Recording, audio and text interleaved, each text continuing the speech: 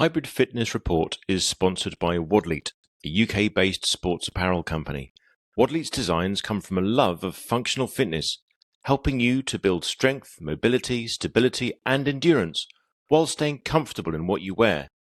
So from performance base layers to changing robes, from gym shorts to hoodies, and training socks to track jackets, Wadleet have got you covered. Head to wadleet.co.uk, that's WODLETE.co.uk, with free delivery on all UK orders over £50 and worldwide shipping available. Now I'm going to say welcome to Hybrid Fitness Report episode 33 and welcome Michael ODonnell on your 24th birthday. Hello, thank you very much. 24. No, on our screen you took like 3 years to answer that question. Now you've got to read it. Just a horribly awkward pause. It's like you go, why is he speaking to me? It was that kind of a pause. What is it? Is it a bad connection or what? You are very, very blurry, but I can hear you all right. That's cool. Okay, so this is our chat about very little other than previewing World Championships, but there's a couple of things to mention from Hyrox developments recently, one of which is prizes being on offer to all the age groups. So that's been a recent development. So Which prizes? Well, quite. So Puma, as most folks will know by now, have, what's it called again? Project Podium. Yeah. So that everyone on the podium for any age group gets given a Puma contract, which gives them some shoes, some gear, access to a bunch of stuff for a year. But Which they have to sign by the time they leave on Sunday. Yeah. Meantime, Adidas seem to have sponsored everybody else. Yeah. So they've got Adidas 111. So they've gone for the Adidas Nelson. Except me and Michael, apparently. They don't want Adidas Nelson. So Adidas is sponsoring 111 people across various age groups. Project Podium is Puma doing all the singles across men's, women's, and adaptive for both sexes. And the other thing that Hyrox have just announced, because the 30% discount wasn't enough, first Elite 15's race of next season wasn't enough. So they're now saying all the age group winners get a free ticket to the cruise. I've seen that. Yeah. So it's either a fantastic prize opportunity or it's, wow, really nobody's buying this stuff except for you and me. So we may have bought the only two tickets. Well, yeah, if you're listening to this and you are going on the cruise, we'd like to know because we don't know anyone going. Yes. Please tell us. Are you going? No way he's going. I am not going. No, I'm not going. I mean, actually, in fact, you know what? I am going because I'm going to win. Dude. There we go. So I am going. There we go. Which is a neat little segue into our main topic of conversation, which is to talk to a normal person, Michael, and a massive nerd, Jude, about who's going to come first to 35th in every age group, right? Yeah, so we're going to just quickly go through our top 5 predictions of all the elite races, and then I'll do a more extensive list on my Instagram because listing a bunch of names here. Instagram won't do it. You'll need YouTube for that. And then we'll also do our age group. So is that going to be an awkward conversation? Do I need to have that conversation separately with you and Michael, and then just like? Hopefully, I think it might be awkward once it goes out. Not awkward. Nah. I think we'll be careful. I think if you don't believe in yourself, then what's the point? So, well, quite. That's the way I look at it. So, I mean, given the fact that's a sneak preview into what you're both predicting, then I guess. Yeah, I guess. I'll take for that I know what your prediction is and I know what his is. Okay, cool, right.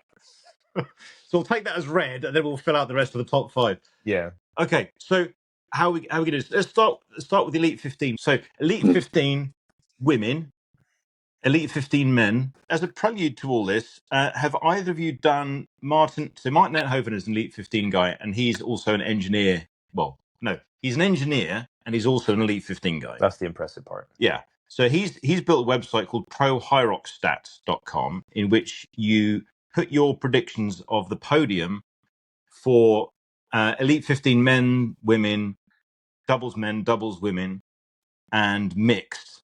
And then he also puts down questions for you to answer, which are how many men have a shirt on at the start of the race? How many no reps did the winner get on the wall balls? In what place were the winners after the ski erg? what was the time gap between first and second place in seconds, and will a world record be set? Those are good. And you enter all of that, and he'll send you a document with all your predictions, and there are prizes for instance. So you've done that.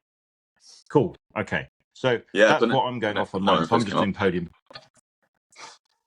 Cool. Okay. So in that case, let's start with the women's Elite 15 singles. Yeah. And Mr. Guestman, what have you got for us?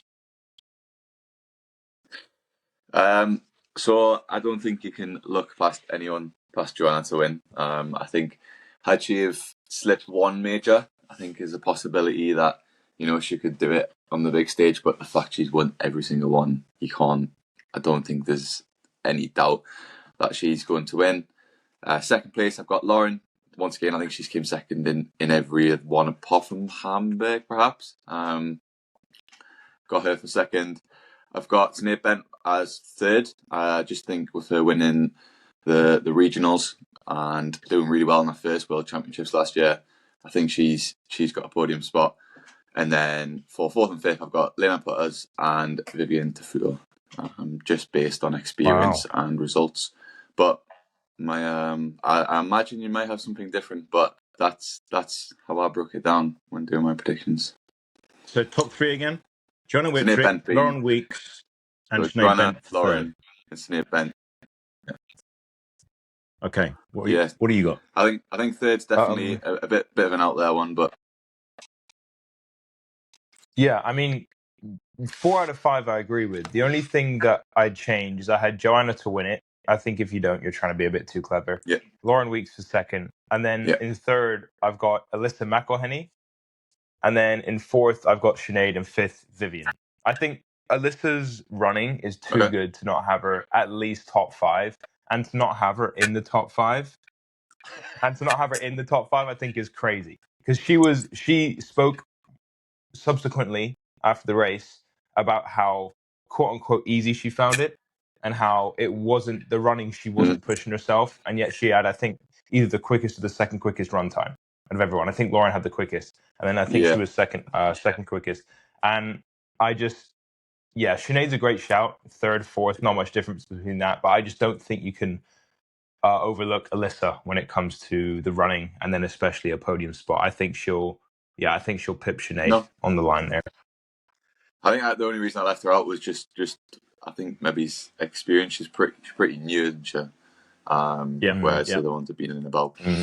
I mean, there's two sides to that argument. One is she's inexperienced, so she won't have the experience to do well, and the other side is she's so inexperienced that she's not going to put as much pressure on herself as any of the other people, and so she can sort of run without, that looming pressure that sometimes breaks people. So it's just which side of the coin you want to sort of take on that one. Looming pressure sometimes breaks people, huh? Yeah. Oh dear. Okay. Shout out Chicago. Scary for both of you.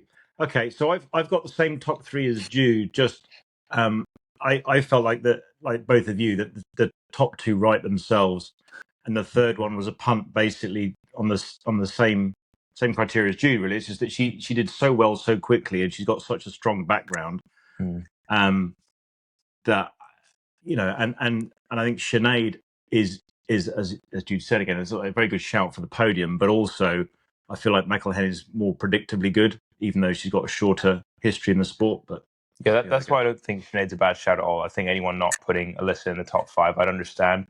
I just don't agree. But then 2 athletes that I really wish were on the list that I think we'll see next season are Holly Archer and Saskia Millard. I think if they were both in the list, I think that top 5 would look different. Which one's better? I think Saskia. And I can't wait to see her and Holly together. Very good. Yeah. So again, it's weird not seeing 2 names on the list. Yeah. Like they would definitely enter that. So from not even being on the list to them being a favorite for top 5, in my opinion, I think is a scary prospect for next season for the women's solos. Okay, so perhaps a slightly more controversial category: men's Elite 15 singles. Guest first. I think you could ask anyone who follows the sport this, and you could have, like, I don't know how many different possibilities there is, but I think everyone's going to go something different. But I can't look past Ronkovic to win it just on this season. The only thing that made us doubt putting him first was his performance last year at World Champs, but every time he's raced this season, he's just got so much better. And he's not just won; he's actually, like, smashed everyone as well. he's been over the line with a good time gap between second, so I can't look past him. I think Hunter will be second again. I think he, with his lack of racing and how motivated he is from the last few races, I think he's got some revenge to get back, but I just think Ronkovic is too good for him now. In third, I've got Hiddy Versma. I think, once again, he's had a great season. Every time he's raced, he's got better, and he's had a decent gap on whoever's been behind him. Tim, last year's world champs, I've put in fourth, and then for fifth, I put Dylan Scott for fifth. Once again, you could have the other 10 athletes sort of within that fourth or fifth range, but that's who I've gone for, just on sort of experience, raced there before, and then how much they've sort of dominated in the majors this season. Cool, that's a good shout. Yeah, I like that. Those some good names. I think what I was very surprised with is that I'm not the only one putting Hunter in second. So I've put Hunter in second as well. I put Alex to win it as well.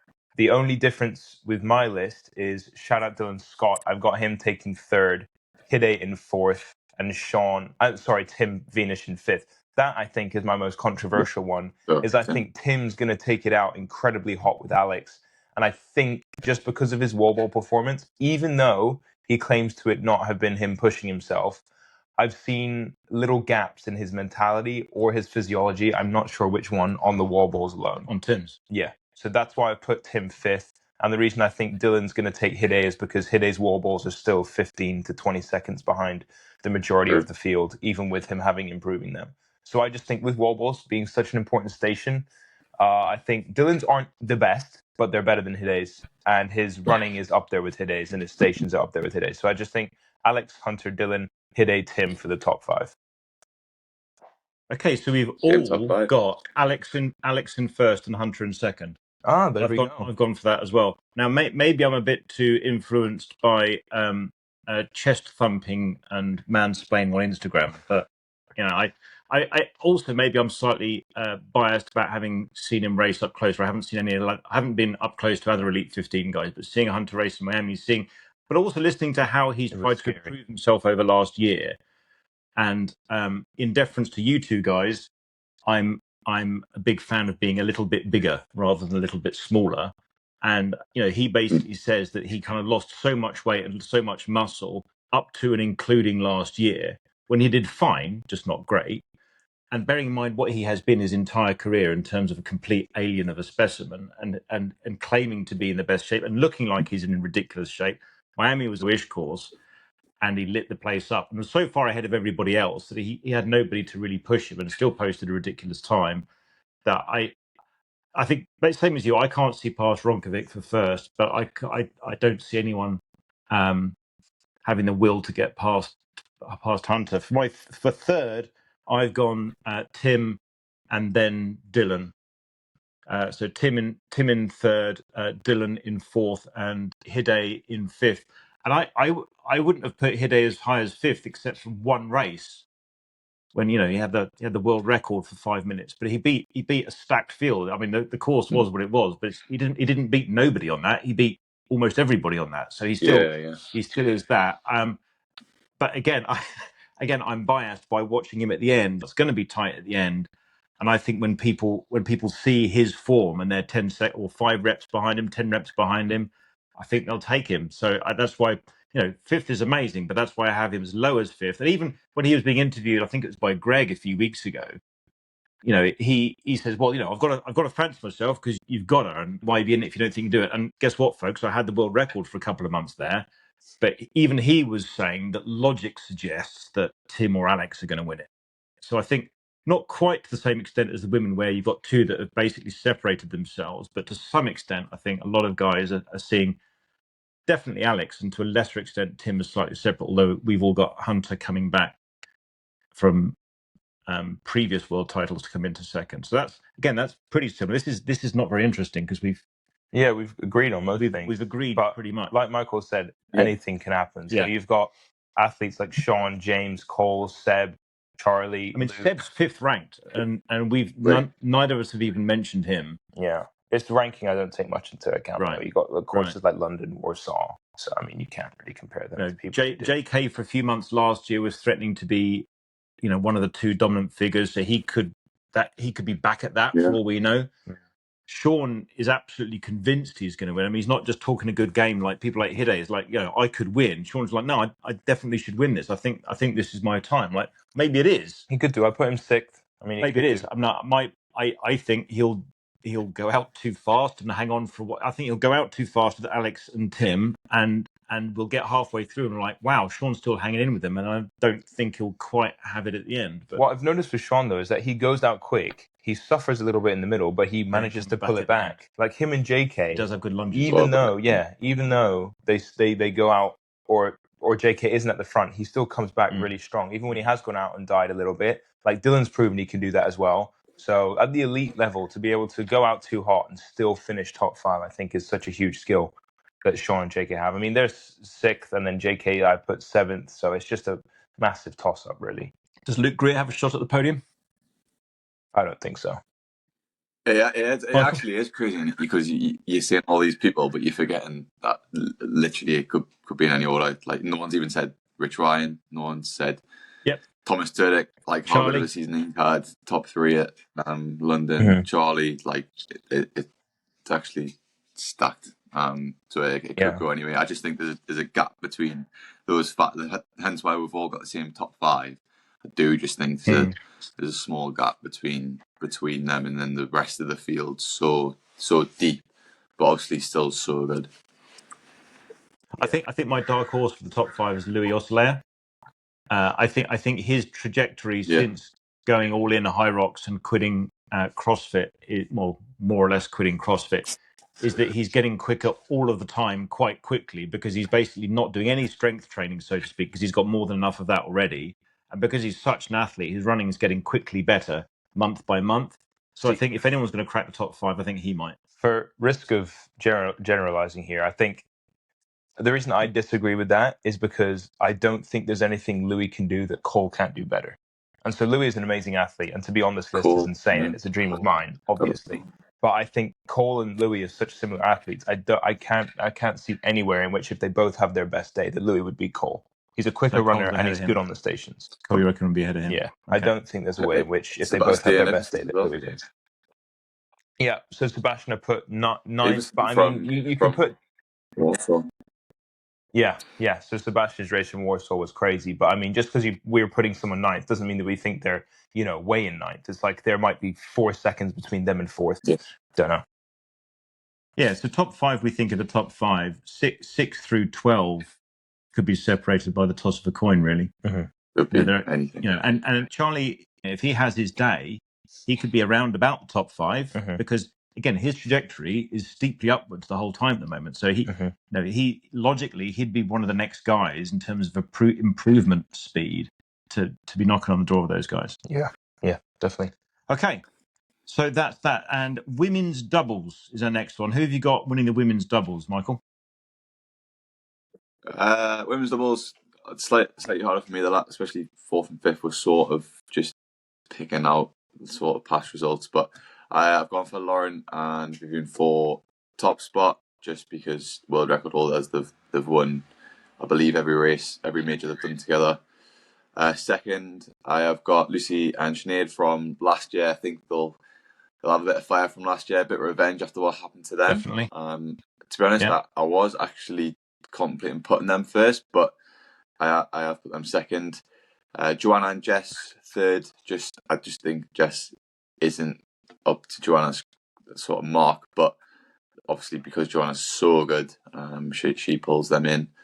Lauren Stockley and I forgot her first name. So Charlie. What's her first name? Charlie. Searle. That's it. I've gone for 4th. They've raced really well. So far in the last couple of majors that they've been in, they were a bit harsh on London with what happened to them. And then the Vanden Lindeloof sisters I've put for 5th just because of their experience and their result last year. They're always in and amongst it. And because of last year's result, I sort of put them in the top 5. Yeah, not a bad. Yeah, quite a similar list to mine. The last thing you said there were the Vanden Lindeloofs. The reason I haven't put them in my top 5 they've kind of hurt my feelings recently. I put them really high up for the past, I think, 3 or 4 majors in a row, and not once have they delivered for me. So this season, they haven't been that consistent. No. I had a lot of faith No, in they them haven't, from you're right. last season. Yeah, carried that through, and they just haven't delivered this season, despite my constant hopes for them. So when they listen to this, I'm sorry, but you haven't pulled through this season for me. Well, So the same goes for Charlie. If you think he's going to do well, he doesn't. If you think he's not going to do well, he kicks ass. So maybe that means Michael's going to be right. But my top 5, so the first spot, same as you, Lauren Weeks and Vivian Tafudo. As Race Brain would say, I don't think you can write their name on the check now. I don't think you can. Like, although that I do believe them to be somewhat of the clear favorites, I just do think that second place, even though I agree with your point about Jess not being up to scratch, Jess and Joanna in second. And the reason that, yeah, I'll get to that when I get there. But third, I put Charlie and Lauren. Fourth, I've actually put Danielle and Vicky. So Danielle Lowe, Vicky McIntosh, because they had a huge race where they beat a massively stacked field. And I do think that with their lack of racing and their huge amount of preparation, they've had a really good build up to Worlds.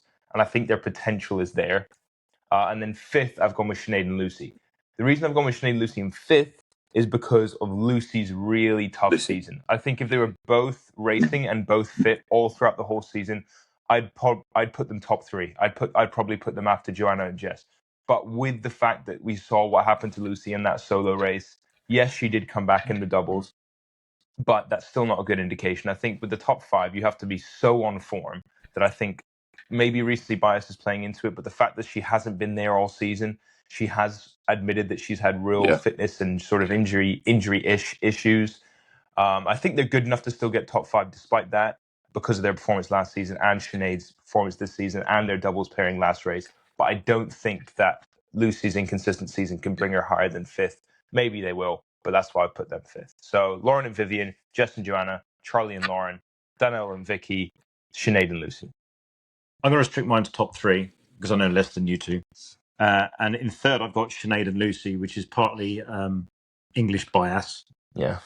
Partly what Michael said about the fact that they kind of got robbed last year with the penalty, and that, yeah, I mean, Lucy's kind of entire, I mean, she's very young, so I'd say entire career, but her short career is kind of built on the back of resilience, as quite a few people are anyway. So I'm less concerned about that. Second, I've got Charlie and Lauren, Searle and Stockley. And then first, I don't think, as you say, I don't think any of us has got them locked in like we think we have, I suspect, with the men, but Lauren and Vivian, I can't see. So you've not got Vivian. Joanna and Jess in the top 3?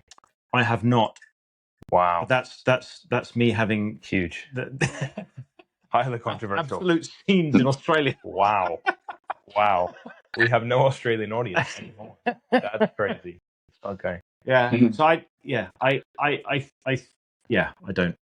Okay. So if we do that full 15 prediction list, are you going to do it with me? Yeah. Yeah. Okay. So that will be very interesting to see how Joanna and Jess place, because me and Michael. I've got them in fourth. So I haven't done my top 5, but I would have them in fourth. Yeah. Okay. Alrighty.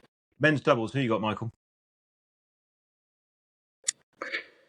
Men's doubles, once again, Conor McPass-Ronk and Tim. I think if you see anything else, it's sort of, I don't know, maybe it's not as much as like same with Joanna for the women's, but they just look unstoppable. And they've smashed everyone they've raced against.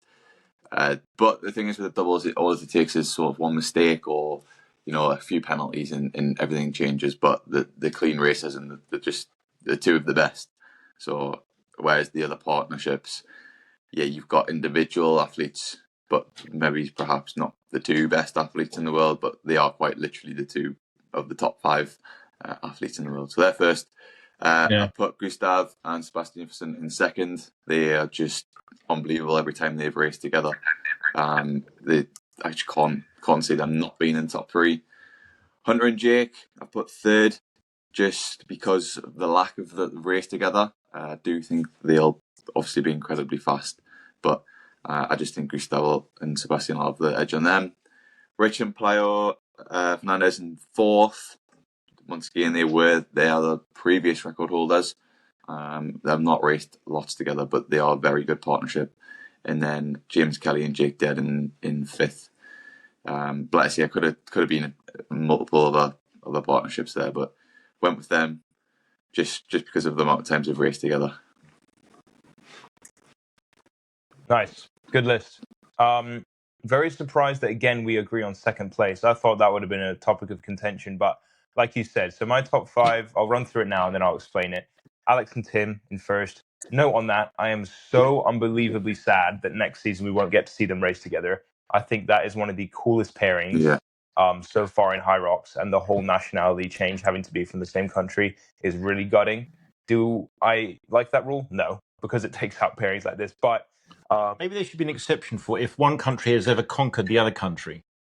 Oh, so we're talking about history. Like Germans conquered the Austrians, so therefore they're allowed to race together as a kind of like a. How do I know you're going to tie war into friendship building? He's got you excited. He's a nuclear engineer. Oh, good. My laptop's run out. That's really nice time. You haven't memorized it? I think I can. So Alex and Tim for first. Second, I put the same as you. So Gustav and Sebastian. I think with how consistent they've been, I don't think you can look past them. I think if Jake, so what we'd heard from a couple of sources is that Jake had issues with his foot, and so he wasn't running, he wasn't training properly, he wasn't racing for an extended period of time leading up to Worlds, so much so that Hunter didn't know where they stood. So that's a huge topic for contention, which is similar to Sinead and Lucy. If they had been fit the whole season, they'd be contenders for first, and I would have loved to have seen a fully fit and sort of healthy Jake and Hunter versus Alex and Tim. With that being said, Alex and Tim, Sebastian and Gustav, Hunter and Jake, I think they're good enough to still be able to pull off a podium spot, potentially. I just think that with Jake's gap in training, I think that's what bumped them down from potentially first to third. And then in fourth, I put Jake and James Kelly. So James is weirdly good at both doubles and singles, same as Tim and Alex, obviously, but he's very, very strong. I think they're a great pairing. And I just think they've been very consistent in the doubles, not hugely consistent in the solos, either of them, but very consistent in the doubles. So I think they'll be a huge threat. And Hide and Thierry in fifth. But what I think with specifically Gustav and Sebastian, maybe it's a bit of jealousy, and it is, I'll admit it. The fact that a 24-year-old Gustav, shout out Gustav, I'm predicting second in the Elite 15 is crazy. I think that's sort of him and Charlie. I definitely look up to in terms of being an athlete, like a year older than me, and making those huge sort of footsteps in the elite field, I think is nuts. Putting a 24-year-old in second in the world, I thought was crazy. But then you look back to last season and you had Roberto and Luis coming second overall. How old is Sebastian? Sebastian's he's mid to high 20s. Yeah. Right. So Sebastian's older. I think he's 26, 27. But yeah, I think with the fact that they're fresh going into the elite race, they're one of the only fresh doubles going in there. And so I think, although it doesn't seem to affect some of the top athletes as much, biologically it will. And I think those sort of biological factors, those even though they're incremental, will make a big difference. In a race that's going to be that tight, it has to. Yeah. And I think that, that's why I'm putting them second. And just the fact that they've been so consistent. If you don't put them top 5, I don't know how you can. You have to respect athletes that have been as consistent as they have. And they're also both Danish. So next season, they'll be a huge threat and probably threatening for first as they are this time. But yeah, that's my top 5. Yeah, because Ronk doesn't exactly have an obvious world-class partner for next year. No. So I've got the same top 3 as you. So I've got, again, who can see past the German-Austrian pairing? The only note with them, sorry, before we go into that, is that during their doubles in their last race, where they did actually still win again, was that Tim had mentioned that he had a back issue. Yeah. And so that's why he was lagging behind. You could tell he was hurting. Yeah. Ronkovic seemed completely fine. Granted, Ronkovic didn't race the day before and Tim did. But will Tim's back issue flare up again this Worlds? It's possible. So that would be the only thing that I can see them not winning, is if Tim has a day like he did in London, where his back flares up after the solos. Right. So assuming Tim's back is fine, I've got the pair of them in first. I've got Jake and Hunter in second, partly for the same reason I put Hunter in second in the singles. I think he's back in a major way this year. And Jake's been injured. Also, he's completely focused on the doubles. He'll be fresh for it. He's more of a double specialist, and he'll be fully rested. And they've been training quite a bit together. And I've got Gustav and Sebastian in third. They both had ridiculous solo seasons, and they're young. But I think the experience of Jake and especially Hunter will I think it's a bit of a toss up between them and a couple of others. But I think maybe Hunter will just knock Gustav off the course and sort that one out. But except without the cameras on him this time. In a smarter position. Exactly. Yeah. Don't get filmed doing it this time. So you do it on a corner. No one's filming. You just got ahead of the camera. Something like that. I think Hunter will have it. I don't have a top 5. So that's my top 3. Okay. That takes us on to the much more fun conversation, which is the men's under 24 singles, where I'm sure at least one of you is going to have some kind of an opinion on the top 5. Michael, give us the definitive listing of the top 5 in your age group. So I've not got like a placement because I think with our level, it would be too hard. It would be almost impossible to sort of give a placement. In that case, you can't see as much as I could pull one together, but I'm not going. But I would like to. I think it would be too hard to sort of judge that, because the way I've looked at it is, if I was doing this from, like, if it wasn't me and I was doing the top 5, I would never put myself in there, if that makes sense. So, but I know the training I've done, but no one, and I haven't had a race to sort of reflect that, which you don't really see within the age group racing. Everyone races at different courses across different places in the world at different times. Whereas with the majors, there's only 5 races they can race at. They're all racing against each other. They've got sort of the pressure of racing for prize money at the same time. So you can judge the elite off that. Whereas with ours, it's very much, everyone's racing their own course in their own country. And then, like I said, with myself, I've not raced in quite a while and raced well for quite a while. I wouldn't even be considering myself from an outside point, but because I know everything I've done and where I'm at, hence why I would put myself in the top 5. But anyways, enough going on. So the main top 5. Enough excuses for a perfectly legitimate prediction. Yeah.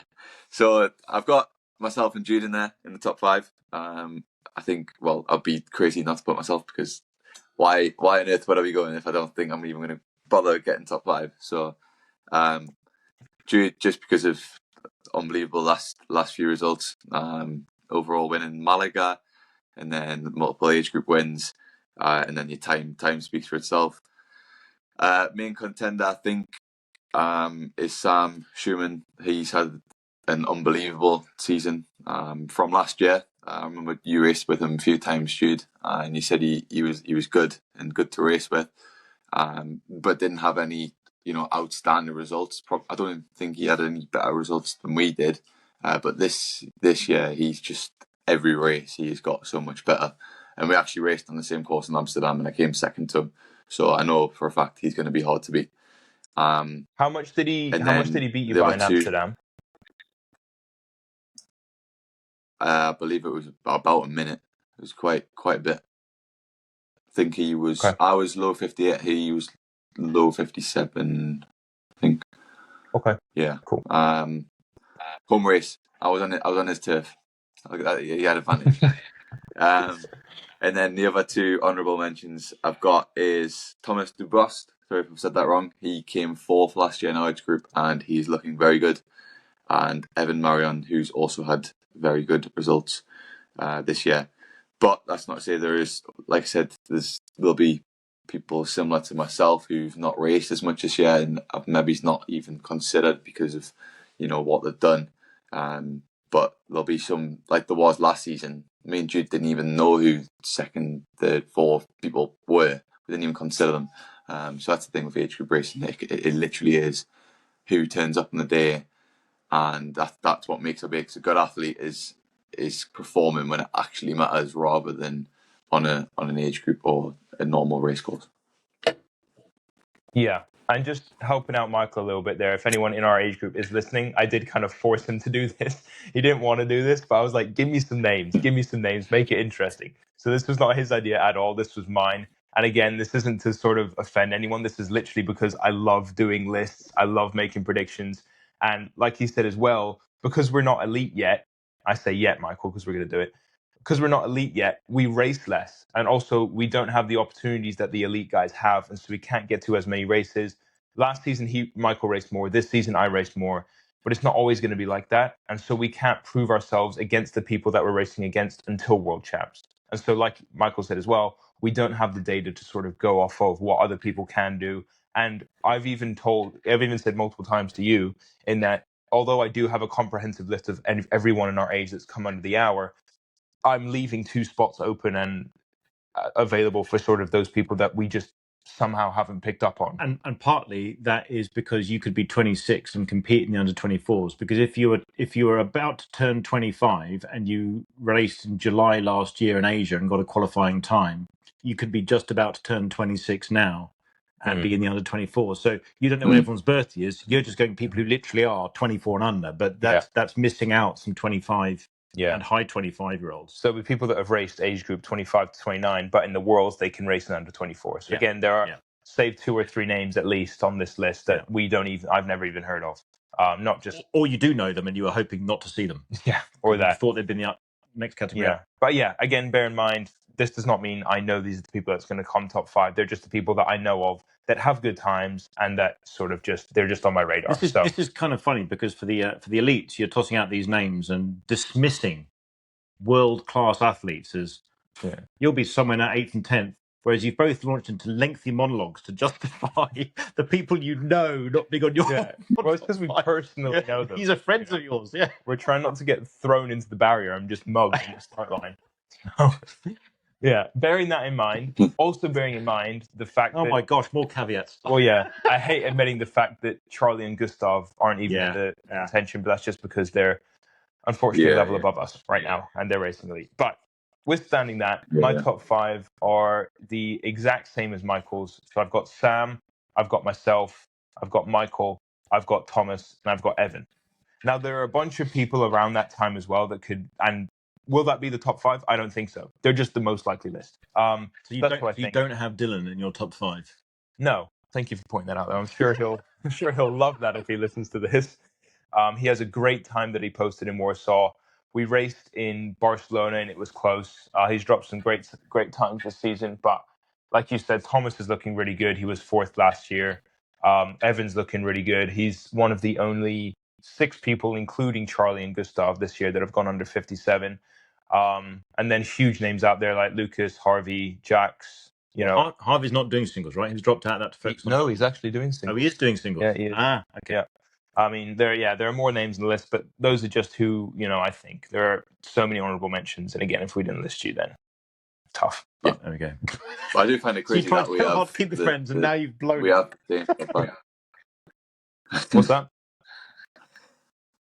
I actually find it mad that we ended up having the same list, though, when there's so many different people we could have had. The fact that we've actually went for the same people, but that kind of shows that who on paper sort of looks good. But like I say, on paper is completely different, especially at our age group, because of the different variables that go into it.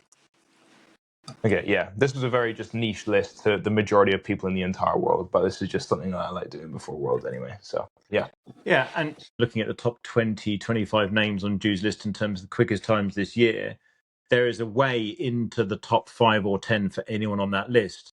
And again, you someone has a slightly worse, a couple of guys in the top 5 have a slightly worse day. The guy you've got down in 10th, in terms of 10th best time this year, I picked a bad one to pronounce. Jacques Haladki from the UK. His best time this year is a 57.46. All it takes is a 1 minute PB for him and a couple of bad days for other people, and suddenly he's top 5, looking at the podium by the time he's midway through the wall ball. So you just don't know. And as you say, Chicago last year, was a bit of a disaster from the perspective of the organisers in terms of how they had the course sorted out. But also it's a bit of a wild card with the humidity. So some people responded better to humidity, some people got worse lanes. So it's going to be super tight, the whole top 10, and the top 3 to 5, could be a bit of a crapshoot at the end, which would be nightmarishly stressful for everyone, but most of all for the rest of us looking on. Looking forward to it, not looking forward to it. So we'll do the have you got any other categories of top fives ready for us, you two? No, that was it. That was it. So you're also in the doubles together. Have you got a top five for that? Michael?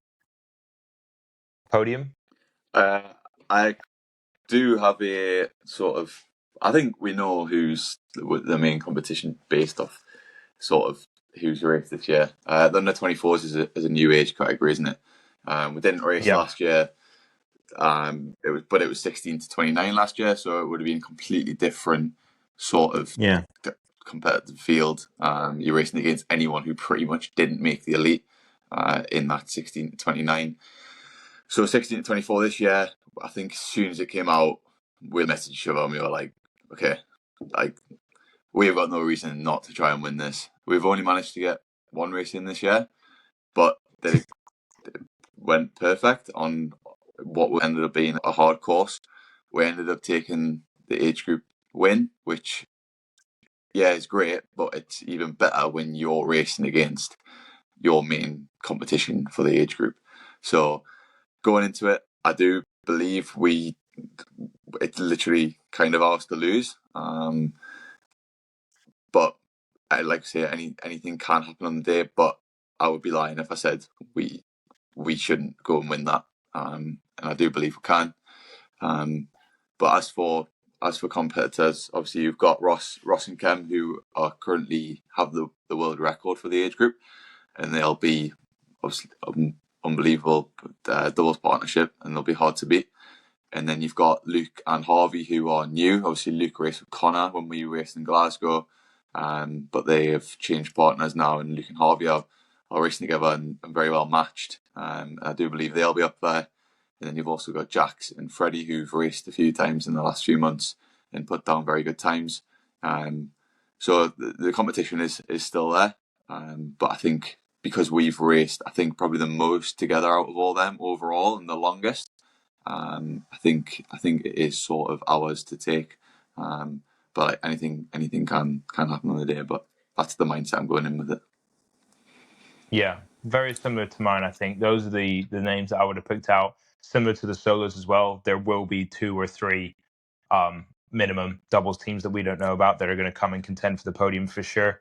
But as far as we're aware, those are the sort of favorites. There are other really good pairings as well. But again, just for podium, for the sake of only getting to name 4 teams, let's say those are who I'd bring to the table as well.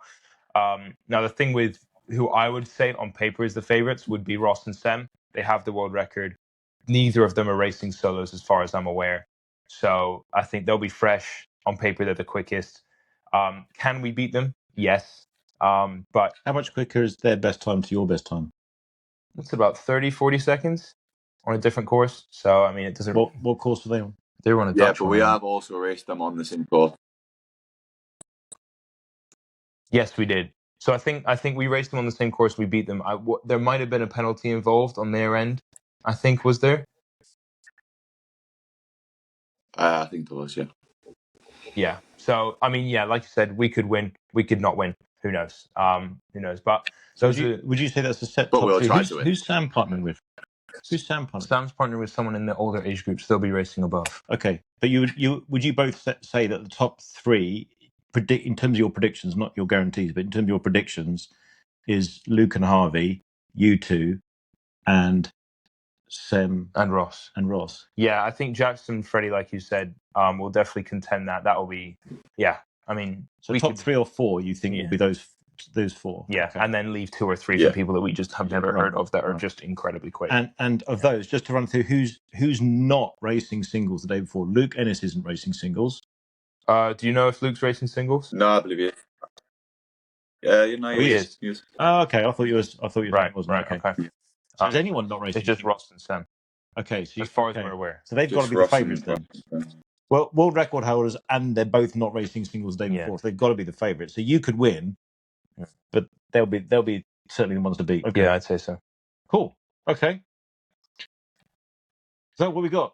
So we got what's the most interesting thing that's going to happen at the World Championships that no one's expecting, Michael? What a question. That's harsh. I think we're forgetting that I think we are forgetting that it's in such a huge, big stadium. Like, I only really remembered that this morning. I was like, I've not raced the stadium venue yet, and I think with it being such a lot, I think it's like 70,000 capacity stadium. That's pretty mega, and I think that's going to be one of the most special things about it. The biggest race on probably the biggest stage so far, which is plays into the whole pressure and who can perform on the day, being in that sort of environment. But I think it's exciting. It's been a long time coming, this one. This is why I've not raced for so much this season, and it's been so much building up to it, and then all of a sudden it's this week. And what will happen will happen. But yeah, I'm buzzing for it. I can't wait. I'm feeling good. I've got no injuries. I've had several this year, but I'm just buzzing to get out there. Yeah, it's so mental when the date actually comes around, and you saying it's this week is just, yeah, it's nuts. It's 4 days. 4 days. That's just In crazy. 4 days' time. Yeah. In 4 days' time, precisely, You will know. you guys will have just finished. And what I did realize is We'll that be the doubles. deactivating our Instagram account what after I these did predictions. realize, I know, honestly, is that we race at 12 to 12:30, anywhere between then for the solos, and then the doubles is the next morning at 8 to 8:30. No. Yeah. Oh boy. So 7:30. those 7:30. yeah, those unnamed boots that you have might come in quite handy. He has unnamed boots? Well, we're not sponsored by them, so don't show the brand. This is a high-level podcast. Bringing them. So Michael has a tremendous new pair of shoes from unspecified, the branding of which he's going to unstitch before he gets there. Yeah, but no, Yeah. That's how you need to do that, Michael. Just to make the point. Yeah, we can share a bed on the Friday night and have a leg in each and swap around if you want. And on that bombshell, that's it. thanks a lot for joining us, Michael. That was really cool. Thanks, man. Thank you. Thanks very much.